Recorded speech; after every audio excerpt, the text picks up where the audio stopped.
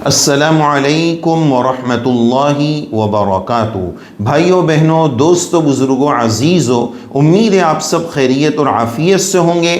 آج کا ہمارا یہ ویڈیو کا پیغام خاص طور پر ہماری ماؤں بہنوں کے لیے ہے۔ 15ویں شعبان، شب برأت، نصف شعبان، یہ بڑی مبارک رات ہے اور عورتوں کی زندگی کا ایک حصہ ہے۔ حیض یہ ان کی زندگی کا ایک حصہ ہے۔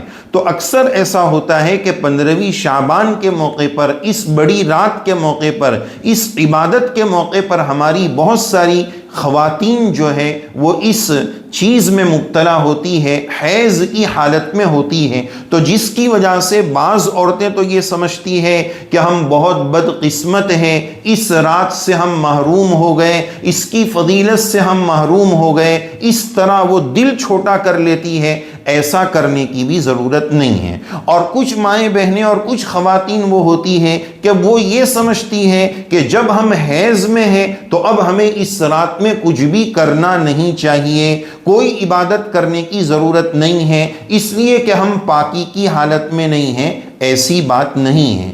6 باتیں ایسی ہیں جو ہم آپ کو آج بتانا چاہتے ہیں کہ ان 6 کاموں کو آپ بڑی رات میں، 15ویں شعبان میں، چاہے آپ حیض کی حالت میں ہی کیوں نہ ہو، ان 6 کاموں کو کر کے اللہ کو راضی کر سکتے ہیں، اس بڑی رات کو وصول کر سکتے ہیں۔ آپ تلاوت کی نیت سے تلاوت تو نہیں کر سکتے ہیں، قرآن مجید کو چھو نہیں سکتے ہیں، نماز نہیں پڑھ سکتے ہیں، لیکن کچھ 6 کام ہم نے نوٹ کیے ہیں جو ہم آپ کو بتائیں گے کہ وہ اس رات میں آپ کر سکتے ہیں۔ اس میں سب سے پہلے استغفار کا اہتمام، استغفار کی تسبیح پڑھیں۔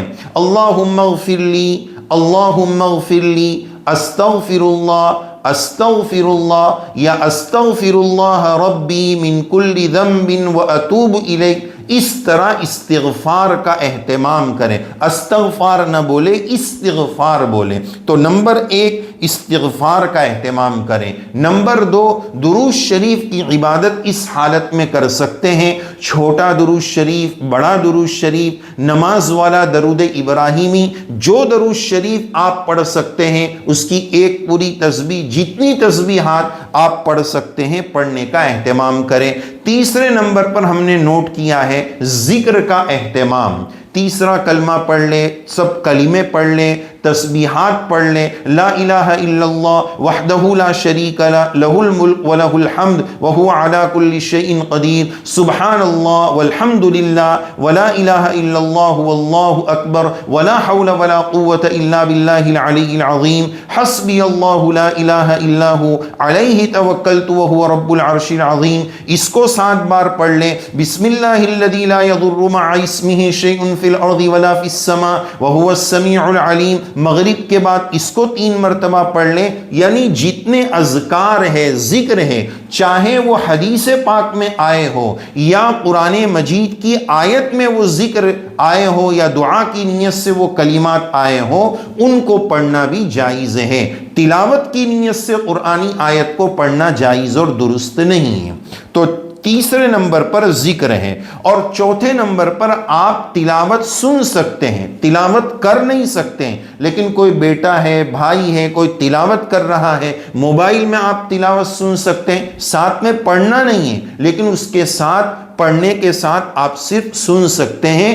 تلاوت کا سننا یہ بھی عبادت میں داخل ہے۔ اور نمبر 5 پر ہم نے نوٹ کیا ہے کہ اس رات میں آپ کوئی دینی کتاب پڑھیں، حدیث پاک کی کتاب پڑھیں، سیرت کی کتاب پڑھیں، بچوں کی تربیت کی کتاب پڑھیں، میاں بیوی کے حقوق کی کتاب پڑھیں۔ اس طرح دینی کتاب میں اس رات میں اپنا وقت گزاریں۔ اور سب سے اخیر میں سب سے اہم، الدعاء مخ العبادہ، دعا تمام عبادتوں کا کریم اور تمام عبادتوں کا خلاصہ ہے۔ رب کریم کا احسان دیکھیے کہ اس حالت میں ہم نماز تو نہیں پڑھ سکتے، لیکن دعا ہر بندہ، ہر بندی ہر وقت مانگ سکتا ہے۔ اللہ کا کتنا بڑا کرم ہے، اس حالت میں بھی بندہ اور بندی اپنے رب سے اپنا تعلق مضبوط کر سکتے ہیں۔ تو اس رات میں اللہ کے در پر پڑ جائیے۔ یہ صرف شب برات نہیں ہے، یہ شب مغفرت ہے، یہ معافی معافی کی رات ہے، اللہ کے دامن میں پڑھ کر اللہ سے معافی مانگنا ہے،